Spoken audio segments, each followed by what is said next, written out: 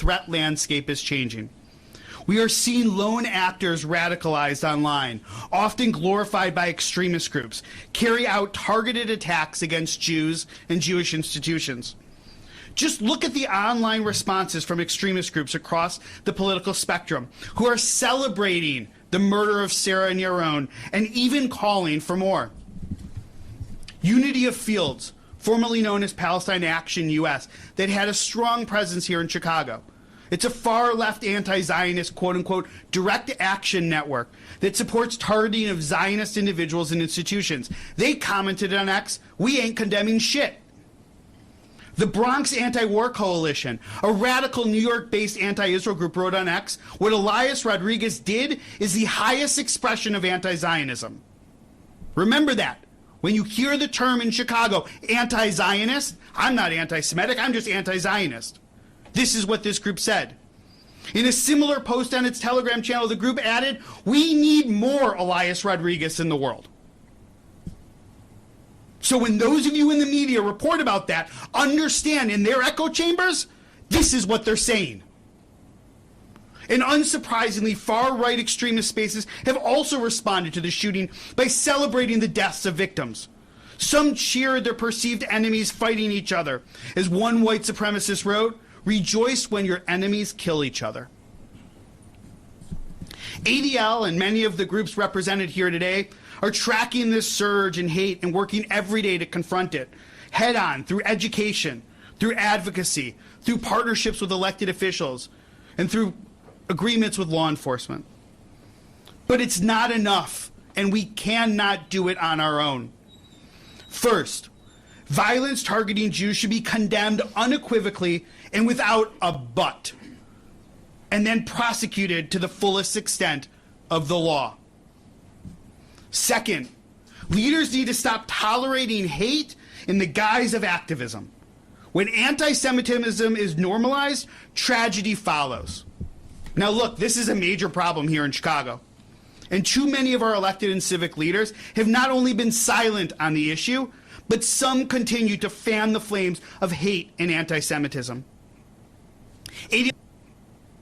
ADL has tracked a more than 400% increase in harassment, vandalism, and violent incidents targeting Chicago's Jewish community just over the last 18 months.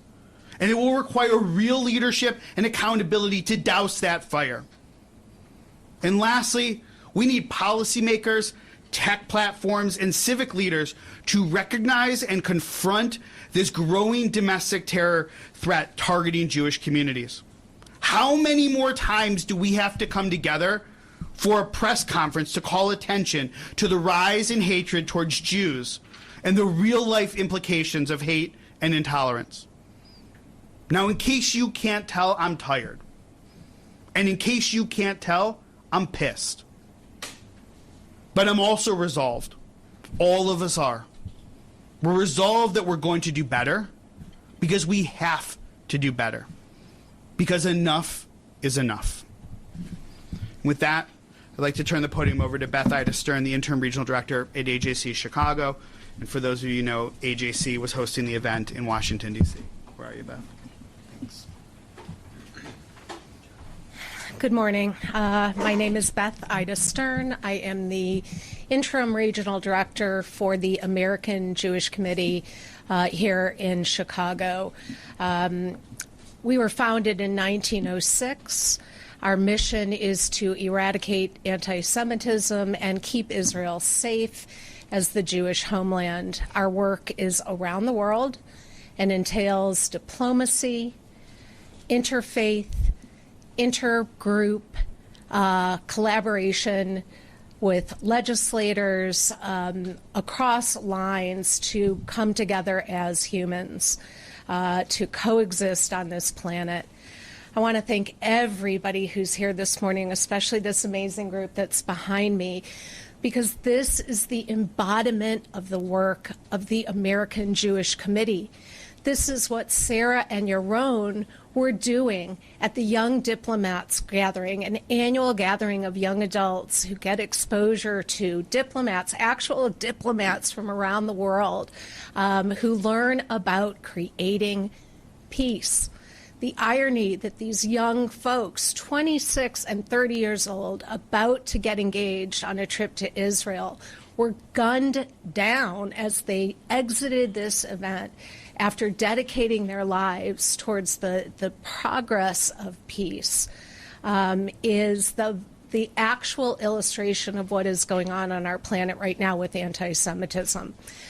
The American Jewish Committee issues a State of Anti-Semitism in America report every year, and in our report from 2024, just published, where we interviewed thousands of American Jews and non-Jews alike, 77% of American Jews stated that they do not feel safe being Jewish in this country, the United States.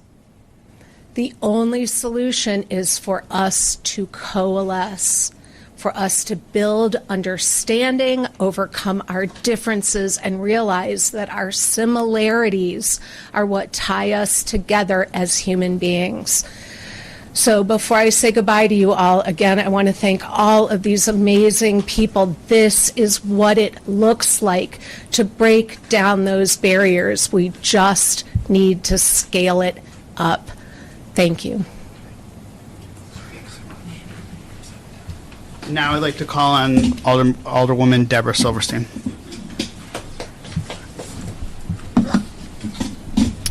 Good morning. Thank you to the Anti-Defamation League for convening this press conference at such a critical moment. And thank you to all the organizations who advocate for the safety and security of the Jewish community in Chicago and across the nation. And also a big thank you to my colleagues who are here today, my allies and friends in City Hall, Alderman Gil Villegas, Alderwoman Silvana Tabares, Alderman Peter Chico, Alderman Felix Cardona, and Alderman Ray Lopez. Is Brendan here? Oh, sorry, I didn't see you. And Alderman Brendan Riley. You were on my list, I just didn't see you. This week, our country witnessed a vile act of anti-Semitic terror outside the Capitol Jewish Museum in Washington, D.C.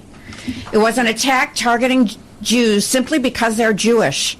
My heart goes out to the victims, their families, and to the entire Jewish and Israeli communities who once again must confront the pain of hate-fueled violence.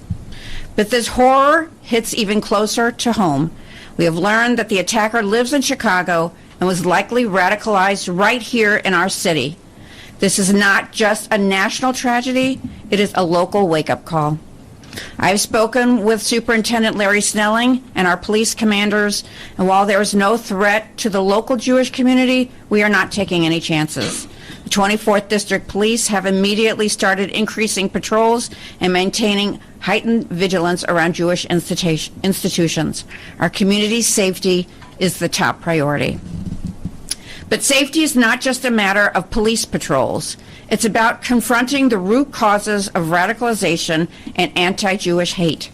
What we are seeing today on our streets, on our college campuses, and in our public schools is a growing movement of unchecked anti-Semitism masquerading as political activism. The unpermitted protests that have overtaken our streets, the unsanctioned encampments on college campuses, the orchestrated walkouts in CPS schools, these are not expressions of free speech. These are breeding grounds for dangerous ideologies. They desensitize young people to hatred against Jews and in some cases directly incite violence. When our elected leaders enable and praise this behavior, it creates an atmosphere that encourages people to go out and harm Jews. I call on every elected official in Chicago to take a real action to protect our Jewish residents. We need our leaders to work to lower the temperature and defuse these extremist organizations that are spreading anti-Semitism and hate. When it comes from within our own parties and from our own political base. Statements condemning anti-Semitism are not enough. Thoughts and prayers are not enough. We need action, and we demand it now. Thank you. Thank you so much, Deb. Now, Nancy Andrade, the Chair and Commissioner of the Chicago Commission on Human Relations. Hello, good morning. Nancy Andrade, Chair Commissioner for the Chicago Commission on Human Relations. The Chicago Commission on Human Relations, also known as the CCHR, we are the city's only agency designated by ordinance to work closely with the Chicago Police Department on the civilian side to assist victims of hate crimes, and also to work together with all of my colleagues here behind me from the Jewish community. We have always worked closely with the Jewish community. I have spent most of yesterday morning speaking with most of my colleagues here on the phone, offering our condolences and asking what else is it that we can do together. To reiterate Alderman Silverstein's words, we are ramping up our efforts. We are ramping up our efforts at the CCHR to work together with our Jewish leaders and to really address anti-Semitism, the root of anti-Semitism, and to really combat hate. Thank you. Thank you so much, Commissioner. Now Dan Goldwyn, the Chief Public Affairs Officer from the Jewish United Fund, the Jewish Federation of Chicago. You're next. Chris. Yeah, my name is Dan Goldwyn. I am the Chief Public Affairs Officer for the Jewish United Fund, Jewish Federation of Chicago, and a proud member of the Chicago Commission on Human Relations. And I want to thank all of my Jewish colleagues, and especially our non-Jewish friends and allies who are here with us today. Metropolitan Chicago is home to approximately 325,000 Jews. As Alderwoman Silverstein noted in her Jewish American Heritage Month remarks at City Hall just this past Wednesday, the first permanent Jewish settlers arrived in Chicago in 1841, growing today to become the third largest Jewish community in the United States. Jewish Chicagoans, like our Latino, Black, Middle Eastern, Asian, and other neighbors, want nothing more than a safe place to raise our families, grow our professions, and contribute to making our broader community welcoming for all. However, with anti-Semitism surging here in Chicago and around the nation, there are too many people trying to stop us from doing just those things. 2 nights ago, Yaron Lischinsky and Sarah Milgrim were murdered in an act of anti-Semitic rage outside the Capitol Jewish Museum. Upon his arrest, the suspect shouted, "Free, free Palestine," a chant that is all too familiar from the streets of Chicago, usually accompanied by the call for to quote, globalize the Intifada. For those who don't know, the Intifada means uprising in Arabic. From 2000 to 2005, the last time there was an Intifada, over 1,000 Israelis and others were murdered by Palestinian terrorists. The call to direct that kind of terror against Jews living here in Chicago is not symbolic, it is not a metaphor. And as Wednesday night's shooting shows us, it is all too real. This horrific act is a stark, painful reminder of the consequence of unchecked anti-Semitism and the growing normalization of hatred directed at Jews. This cold-blooded murder is the result of unchecked calls to globalize the Intifada. Accepting the rhetoric of violence has not only been tolerated, but often condoned by some in our public spaces. We call on leadership from government, academia, and civic spaces to clearly and consistently condemn anti-Semitism, no matter where it comes from or who it targets. The urgent need for moral clarity in the face of hate is abundantly clear. I want to conclude by thanking the Chicago Police Department, who proactively reached out to the Jewish community to see how or if they can make us feel and actually be more secure. I also want to thank those elected officials and interfaith partners and civic leaders who've supported the Jewish community during this moment of pain and fear. The Jewish community is strong, and it is resilient. Those who seek to sow hate and division by threatening Jews in Chicago, Washington, D.C., and beyond, they may be loud, some may be violent, but they will not be successful. Thank you. Thanks, Dan. Now, Pastor Chris Harris from Bright Star Church and St. James Church. I'm sorry. I want to make sure. I want to make sure I got the second church right. You got it right. So let me say good morning to all of you all. Pastor Chris Harris of Bright Star and St. James Church on the south side of Chicago. Almost 5 years ago, many of my Jewish colleagues stood with me as I led more than 16,000 Chicagoans marching as a result of the racism that led to the vicious murder of George Floyd. It is sad that today I have to reciprocate standing with you due to the anti-Semitism that caused the heinous and senseless murders of Sarah and Yaron. We are seeing Jewish communities across America and around the world face escalating threats, harassment, and violence. This is not only unacceptable, it is a moral and spiritual emergency. I have lifted up my voice to cry out, release the hostages. I have also unapologetically spoken out against the horror of innocent children and civilians dying in Gaza. And now, with that same voice, I grieve aloud that this young couple should be planning a wedding, not their families planning their funerals. I challenge us all to open our hearts and create safe spaces for real dialogue, for mutual understanding, especially when the issues feel beyond our reach or comprehension. Time and time again, we witness how fervent, misinformed conviction can spiral into unspeakable tragedy. This must end, whether it comes from our house or whether it comes from the White House. Violent rhetoric is wrong, and more importantly, it can be deadly. Language that dehumanizes, stereotypes, and incites is not just hateful, it is dangerous. It lays the groundwork for acts of terror just like this. When we give platforms to hate, we give power to violence. Silence is complicity, and none of us should be complicit. I reflect on the legacy that binds the African American and Jewish communities, from the civil rights movement to struggles for justice in every generation. Our peoples have stood arm in arm, marching together, fighting together, believing together in a better and more just world. That partnership must not only be remembered, it must be reignited. We must return to the work of bridge building, mutual support, and unwavering solidarity in the spirit of Dr. Martin Luther King Jr., working with Rabbi Abraham Joshua Heschel, and Booker T. Washington, partnering with Julius Rosenwald. Simply put, I will never stop saying we are better together. I ask everybody in this room, say these words: we are better together.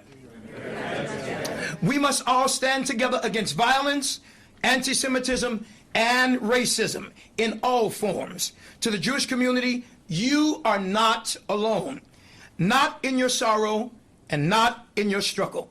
And together, we will shine the light of love, justice, and truth in these dark times. May God give us the courage to be peacemakers in a world so desperately in need of peace.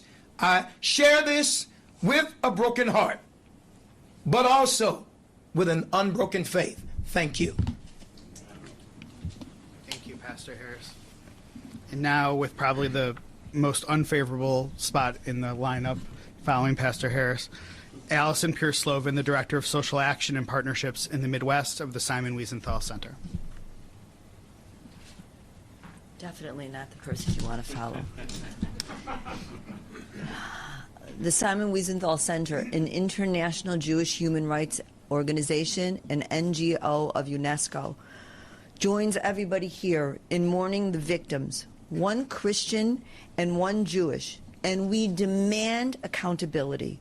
Our hearts are with the families of the slain, the Israel Diplomatic Corps, the Jewish community of Washington, and the staff at AJC who were hosting the event and targeted in this horrific attack. But mourning without resolve is hollow. If we do not act, we are simply preparing the ground for the next atrocity. These murders are the results of months of silence, excuse-making, and moral cowardice in the face of escalating anti-Semitism. When Israel is demonized as evil, when Jews are targeted under the guise of anti-Zionism, it emboldens hate and incites violence. Let us be clear.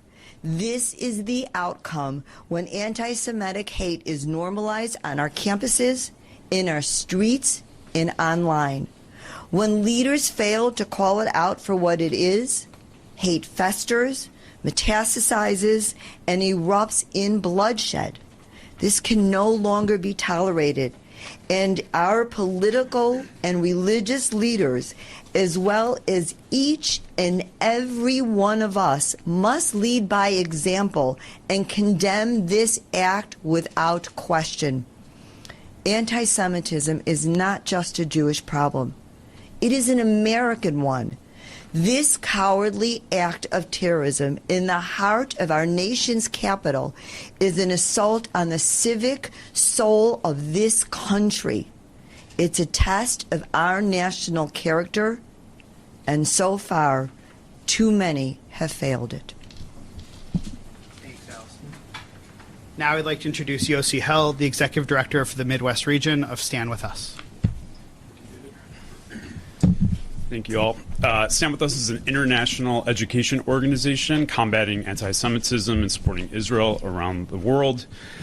The horrific murders of the Israeli embassy staff this week are a stark reminder of why our work to combat anti-Semitism matters so profoundly. While the investigation is ongoing, we are clear on this point. Calls for an Antifada, calls for anti-Zionist hate, directly incite anti-Semitism, hatred, and violence, and ultimately lead to death, as we've unfortunately seen. Our hearts and prayers are with Sarah and Yaron and their families. As David mentioned earlier, enough is enough. Stand With Us and our local partner organizations stand ready to work with Chicago City Council, the mayor, and our partner organizations and council members that are standing behind me to ensure that every resident, not just Jewish residents of the city, but every resident is without fear of living and breathing and just going about their day.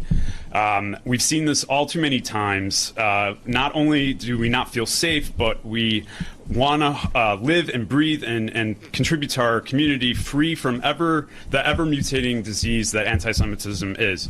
As the grandson of a Holocaust survivor, this insidious nature of anti-Semitism is not new to me. It's not new to my family. It's not new to anyone standing behind me or anyone that has been educated.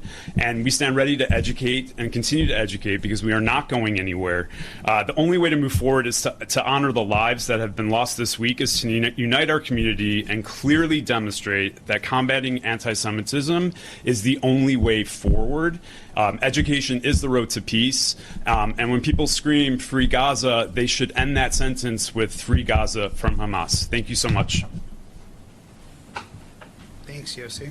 And now our final speaker that's scheduled, and then we're going to invite any other members of the City Council who would like to say anything.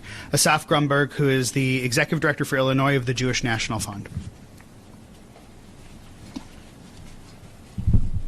Good morning. I'm not going to repeat many of the things that my colleague here said. I just want to end with one last note, is that this cannot continue to be our reality of the Jewish community here in Chicago and across the United States. Security has been a concern to our Jewish community for many years, more than we can recount. And yet, we feel like this has become a reality, and it cannot continue becoming a reality. Jewish National Fund USA hosts hundreds of events across the country every year. And before we even start thinking about a guest list or a food, we think about security. And we understand that this might not feel familiar to many other people, but it's all too familiar for us in the Jewish community here. It cannot continue being like this. It cannot become the reality of our children. And we want to make sure that our community feels safe here. We will continue being strong. We will not cower because of these events. We will not be afraid because of these events. We will continue standing strong. And we appreciate all of our colleagues. We appreciate all of our allies here being there with us. Thank you. Thanks so much, Asaf. And now I'd like to invite any members of the City Council. Alderman. I just want to be brief. I'm Alderman Tabarez, 23rd Ward. I'm going to be very brief. This isn't about politics anymore. This is about good versus evil. And we all are in a position to do something about it. It's our moral obligation to do something. And it's up to us now. And we need to work like our lives depend on it. What happened that other night that took the lives of 2 innocent people in Washington, D.C. is telling us that we need to do something here in Chicago regarding these hate groups. And as this investigation continues, it's my hope that they dive into these hate groups that are extreme, that are radical hate groups that are bringing so much hate in our city. They have found home in this city, and we need to remove them from giving that power to them. These organizations need to be removed from their power. I just want to add that the fact that Israel has to argue to defend itself is scary. It's really scary because the propaganda and the anti-Jewish rhetoric has been festering for years in this city. The first anti-Israel march that happened after October 7th was barely 24 hours after the attacks occurred, and that continued almost weekly. And not only have we seen attacks on our Jewish community, we have also seen anti-Jewish rhetoric and chants from members, from aldermen of the city council, and from bureaucrats that are being elevated by the mayor of the city of Chicago. And those that attack our Jewish neighbors are the same people that attack our law enforcement, are the same people that want to dismantle capitalism, are the same people that undermine the pillars of society that had given so much, that have made the U.S. and Israel two of the most successful nations in the world. So we're going to fight against anti-Semitism not being normalized in Chicago. Thank you. Thank you so much. I feel bad for whoever has to follow all the remarks. That's all you got. Yeah, thank you. Alderman Gilbert Villegas, U.S. Marine Corps veteran and staunch supporter of our allies. Listen, 2 weeks ago, I happened to be in Israel, and we were very excited because that was the day we happened to be in Israel during the time when the Pope was being announced. And it just so happened that he was from the Chicagoland area. And so I had a bunch of colleagues from Texas, California, New York, Washington, D.C. We were very excited. Just yesterday, I received tons of messages from those same folks that we went to Israel with, saying, what's going on in Chicago? Why is there so much hate? Listen, this has been going on for some time now. We see organizations disguised. We see political organizations, specifically in the Democratic Socialists of America, that have found a home for these homegrown terrorists. Now they want to distance themselves from this and say that we don't condone killing, but when you put a gas of gasoline and a book of matches right next to it, someone, and then you say, I'm not going to tell you to go ahead and light it on fire, because that would be bad, but you go ahead and put forward that rhetoric that says that we need to burn this system down in order to create change. That's the type of rhetoric, the type of extremism that's going on in this city. When you pass a resolution in the city of Chicago, one-sided, and not taking into account the challenges and the nuances that are going on in the region, because you want to satisfy elected officials that have an ideology that Israel should not exist, and then now want to say, I'm sorry, we support the Jewish community. No, these are the seeds that you're planting. As a Marine Corps veteran, I took an oath to defend this country against all enemies, foreign and domestic. That oath doesn't have an expiration date. Now, I may not carry my weapon. I have the pen as a legislator. I'm going to work closely with my colleagues in the City Council to put forward legislation and policies that protect the Jewish community and all Chicagoans from the extremism that has taken hold of the city of Chicago. So I stand here today with my colleagues and these organizations here to say that I support Israel. I support the right for Israel to exist. And as an ally, we're going to continue to support our allies. Thank you. Thanks so much, Alderman. Anybody else? Pastor, please. Make sure to introduce yourself. Yeah. Pastor Jim Scudder, Quinton Road Baptist Church in Lake Zurich. I was, a couple weeks ago, walking into the embassy in Israel. After security, I was greeted by a wonderful young lady. Her name was Sarah Milgrim. And all too soon, with such promise and hope for her future, she is not with us anymore. And it brings it home to me, especially being a pastor that's grown up in the Chicago area, that the perpetrator of this terrorism, this wicked act, was from Chicago. And we marched with our Jewish friends, counter protesting at the DNC. We felt danger on all sides. We are appreciative of the Chicago Police Department who came alongside of us and protected us. But I believe it's that rhetoric and that speech that has been allowed in the city that has led to such a tragedy. We, as evangelical Christians, and I represent millions of Christians around the country and around the world, love and support Israel and the Jewish people. The one that I put my faith in as a Christian is a Jew, Jesus. And so for that fact alone, I love and support the Jewish people, and I believe, and we all believe, Israel has a right to exist. Thank you. Anyone else? All right, well, I'm going to end with this, and then we'll open it up for questions. I want you to take a moment and think about what it took for all of you in the media to get here. We just told you it was going to be in the loop. We made you RSVP. And even then, we waited to give you the address as to where we were going to be. You came into a building that you had to have your name, you had to go through security, and then you had to still get upstairs and you had to get through multiple members of our staff. That's not just because of what happened on Wednesday. That is what we do as a Jewish community. My 3 young children will never walk into a synagogue where the door is not opened by an armed guard. And for those of us who are Jewish, we know that. We aren't the only religion. We aren't the only people. But that is an experience that my children will never have of walking into their own synagogue without someone standing there with a gun to protect them. We spend millions of dollars. I've heard Dan talk about this a lot. The tens of millions of dollars that we spend as a community to fortify Jewish institutions rather than feeding people or putting roofs over their heads or educating them. Think about the money that we are wasting on security. We aren't wasting it, but that we're spending on security, not for social services and helping people. We're just trying to keep them alive and safe. So there's a couple things that we can do immediately, and then we're going to wrap up.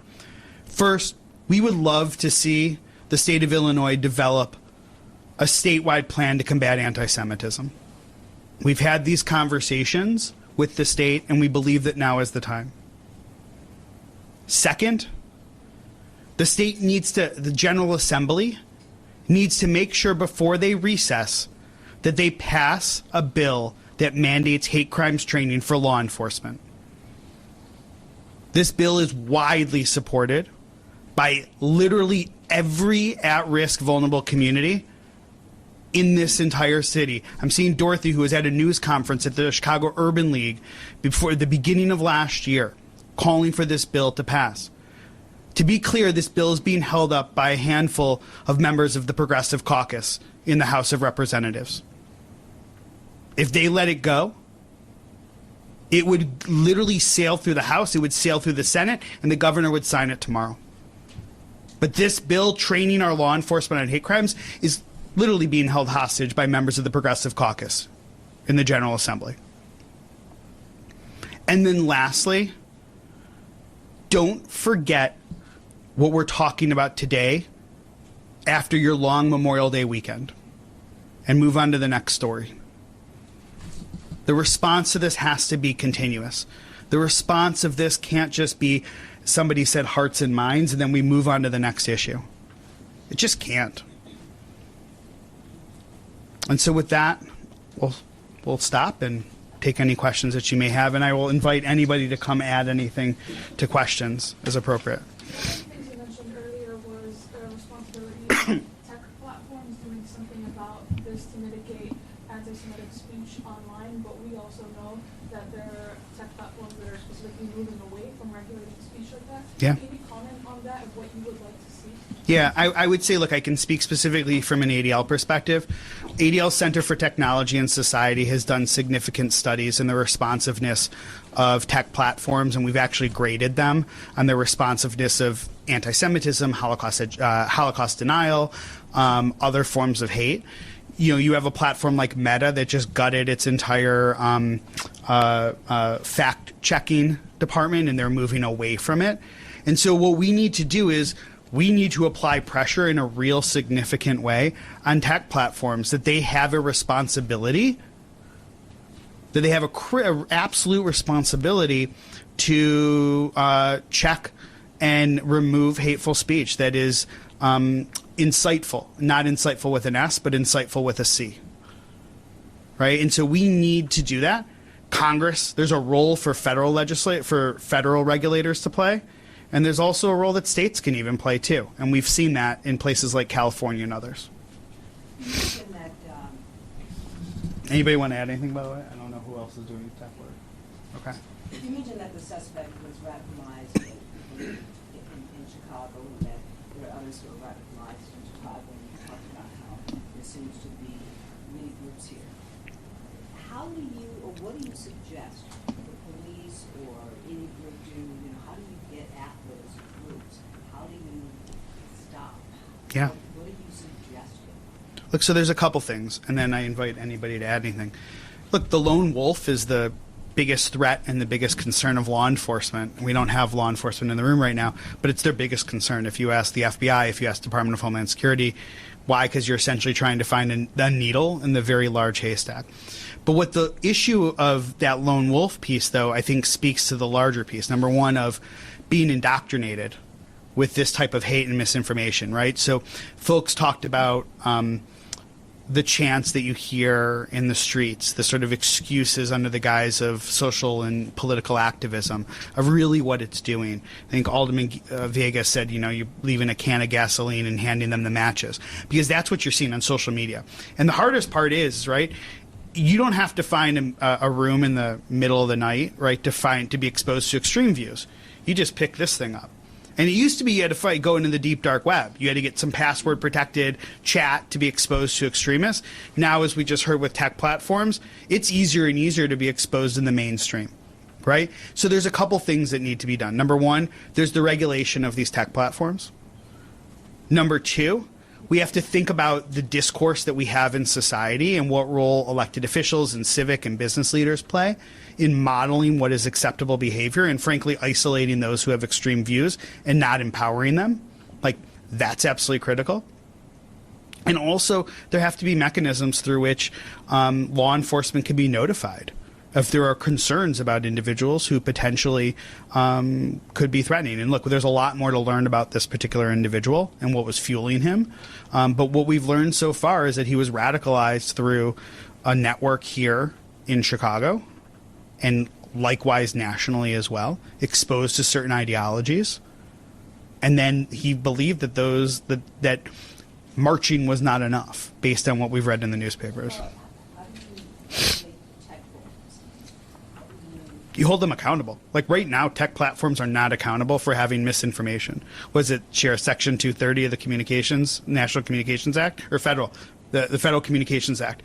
Congress needs to amend Section 230, which provides immunity to tech platforms right now for what happens. Right? If you listen to what Mark Zuckerberg said, for example, when he testified before Congress, he was like, listen, if you called 20 years ago or 30 years ago, if you called somebody to to issue a bomb threat, you didn't sue the bells. They were just the platform through which, the conduit through which, or the platform through which, the person made the threat. I'm not responsible for the threat. Right? These tech platforms are not guaranteed under the Constitution. They're just not. They're private companies. They can use their user agreements to kick people off, to deplatform. They did. And then we've seen in the last few years when Elon Musk bought X, right, the deplatforming of people. You saw Facebook and Meta that changed their policies, right? The deplatforming of the replatforming, of people. Right? So Congress could amend that act and actually hold tech platforms accountable. And I guarantee you, look what's happening right now on college campuses. Universities are being held accountable for the anti-Semitism on campus. And what are they doing? They're changing. Accountability is a tool that can be incredibly effective in changing behavior. But right now, they're not accountable. Anybody else?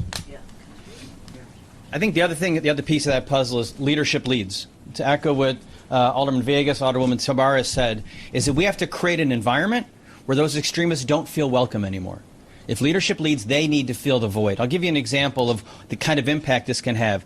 Not long after October 7th, I usually take the Brown line downtown to work, I attached a patch to my backpack because I wanted anybody I was walking with to know that I was a supporter of the United States and I was a supporter of Israel. I got on the Brown line this morning to come down here, and for the first time I wondered, should I pull this off? Because two people who were at a highly secure Jewish event in Washington, D.C. were murdered. I'm walking to a train. David mentioned the lone wolf. That's what scares us. But we can begin to push those ideologies aside if leadership leads. We have examples of leadership here. We need more leadership. Hi. Simon Wiesenthal Center, and like the ADL, we have a research department that does a lot of work with the platforms as you were discussing. But I also want to say that we have to empower our students.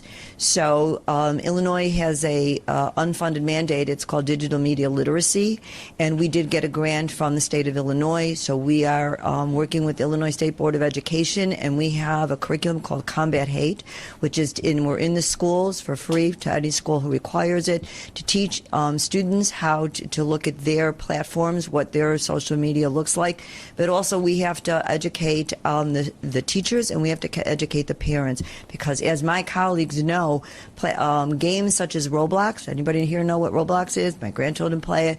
It is a way of recruitment for white supremacist groups. And until we all know as adults in the room what's going on and educate our parents so that they can monitor their students or their children, this is going to continue. So all of us with our colleagues work together. We're all trying to tackle the same cancer at the same time, but education still is the key to all of this. Thank you. David, question for you. How do you bridge the gap locally between non-radical organizations, because we've seen these anti-Semitic attacks in West Rogers Park on campuses here in D.C. We also saw the Palestinian boy stabbed to death in Plainfield in 2023. So how do you kind of bridge it together between the organizations who want to protest for peace in a non-radical way? Then they should protest in a non-radical way. Like it's, I think I would say this. I think your premise is off just a little bit, because here's the thing: it suggests that like you can't do it and that you have no control over it. The answer is you do, right? ADL tracked well over 5,000 what we would consider to be anti-Israel protests in 2024. When you look at our annual audit of anti-Semitic incidents, only 2,500 or so of them were included in the audit, which means half of them we didn't deem to be anti-Semitic in nature at all. Saying free Palestine in and of itself is not anti-Semitic. I said it in my remarks, right? Like, just because you're pro-Palestinian doesn't make you pro-Hamas. I mean, like, I was doing work in the West Bank when I was a student at Hebrew University in the late 1990s, right? So, like, the way you do it is you just don't do it, right? If you're a leader of a group like U.S. Palestinian Community Network or CARE, or AMP, or Samidun, which no longer exists. All of them have had major protests, right? The way you do it is when chants begin, you as the leader, you lead. You shut it down. You make it clear to people coming to the protest. You don't bring a sign that says, globalize the Intifada. Like, we're not going to have a sign that celebrates and calls for violence against Jews. We're not going to have something that says, glorify glory to the martyrs. We're just not going to do that. We're going to fight for Palestinian statehood, or whatever it might be. You just don't do it. And here in Chicago, the other thing that we can do, which I didn't say, and I will make it clear that this is me speaking for ADL, like, if you're the mayor, you stop appointing and elevating people who have a history of being hostile to members of to the Jewish community. And when you find out that they have that history, you get rid of them. Think about Pastor Johnson. The anti-Semitism isn't what doomed him. It was the 9/11 conspiracies. The anti-Semitism was known for multiple days, and the mayor continued to allow him to have the job of being the head of the CPS board.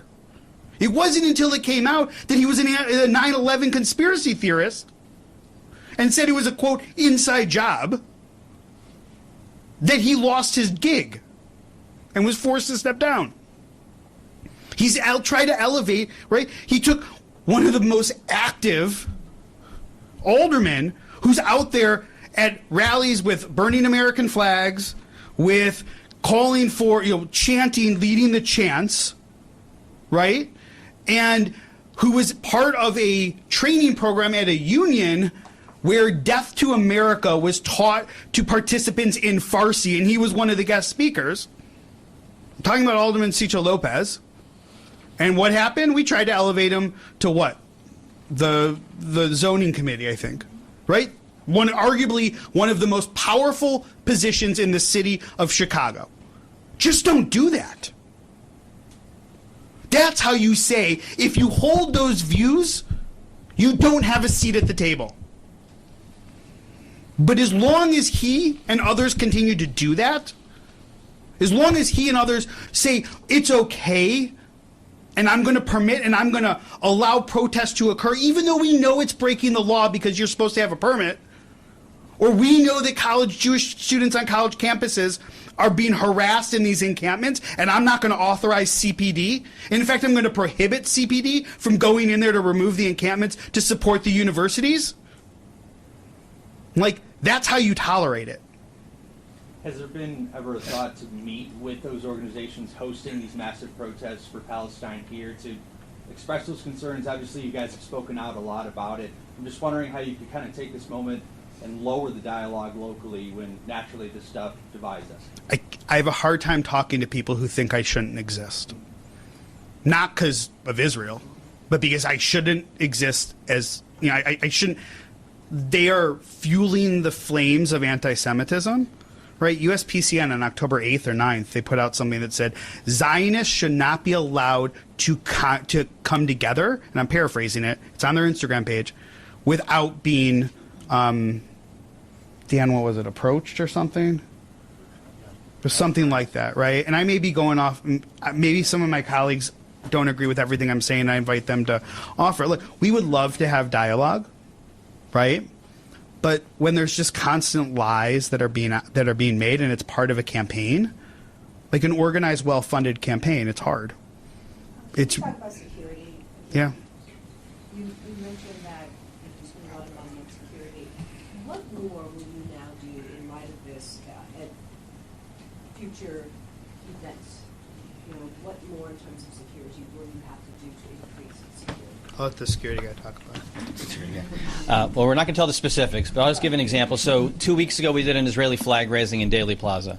It cost us $15,000 to raise the flag because we had to bring in security barriers, extra security, and then layer on top of that, the taxpayer expense have CPD there to make sure we were secure.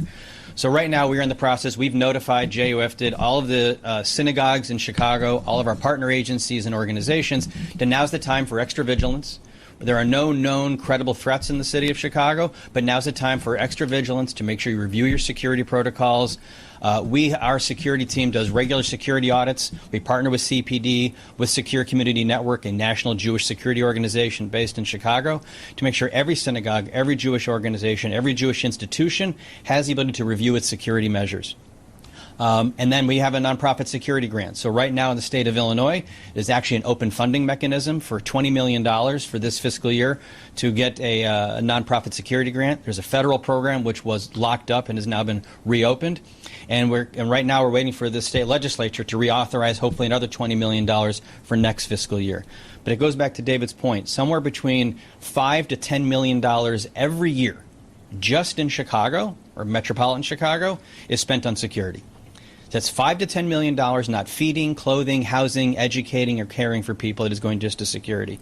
And right now, because of what happened in Washington, D.C., every Jewish organization, every Jewish institution is revisiting their security plans, is reviewing their protocols, what training do they need to bring in, how do they harden the facilities, and so forth. And it is a real shame, like David said, that none of us will go to a wedding, a funeral, a bar mitzvah, or a regular day school program without seeing some form of security meet us at the gate. I just want to point out that the shootings in Washington on Wednesday night were outside of the facility. Like all Jewish organizations, we had security on site. This happened in the street. What kind of security are we expected to hire? I know the first time that I ever visited Israel decades ago, I was so struck by the number of IDF soldiers that were accompanying groups of kids with weapons on their backs. What kind of society is that where you have to protect kids with guns because they're going on a field trip? This problem goes so much deeper than the protection of facilities. And then we're going to wrap. Okay. And it shouldn't be lost on anyone here that the Jewish community here in the States represents not even 2% of the U.S. population, but is subject to nearly 70% of religiously motivated hate crimes. And unfortunately, we're living and breathing that again this week. Every Jewish American who wears a yarmulke or is walking to and from synagogue is going to have to look over their shoulder again. So when you talk about what are you doing for security, there is the practical and the physical changes, but there is an emotional toll that every single Jew in the U.S. is now feeling very, very acutely, and that's not going to go away. Some of us have been experiencing that our whole lives. The next generation is now feeling it in a way that like some of us haven't actually experienced, and it's really unfortunate, and no one should feel unsafe walking to and from school, walking to and from synagogue, their church, their mosque. This is a problem that needs to be addressed, and like it's been said over and over again, we call on our elected officials to do more. Now is the time. Every single one of us stands ready to help educate, bridge the divide between the communities. And yeah, we're sick and tired of having to, belabor the point that we have a right to exist, but we're tenacious. We're not going to stop. So we welcome any dialogue, but, just acknowledge the fact that we're here. The state of Israel is here and is not going anywhere, just like the Jewish community in the U.S. is not going anywhere. So thank you. Yeah, let's do the last one. And then I just recognize some of you may have deadlines at 11. No problem. Well, actually, this is probably not going to make any difference. In the Black community, we have what's called the talk. I think you probably already heard of the talk that you have, especially with the Black kids. Yeah. What's that talk look like? Can I talk about that? Because I just Yeah. had the talk. Yeah, I was going to say, I just had it with my daughter. I just had with my daughter who went to... Hi, Jane Charney with Jewish United Fund. My son turned 13 on Wednesday, and he's about to have a bar mitzvah, and he started to wear a kippah. So we are not observant. As you can see, I'm wearing pants. I don't live in West Rogers Park. I live in Lincoln Park. And my son, when he travels to his Jewish youth group, when he goes to school, he started to wear a kippah. And I've had this conversation with him. Hey, when you're on the bus, do you want to put a cap on? Do you want to put a hat on top of your kippah? And that's the talk, right? That is the conversation. Do we look over our shoulders? Do we wear our Jewish and stars or other any kind of pins and other things that identify us? Our Orthodox community members cannot hide the way that I can pass, for example, right? But I think for all of us, we're having these conversations with increasingly younger children to make them aware that this is our reality.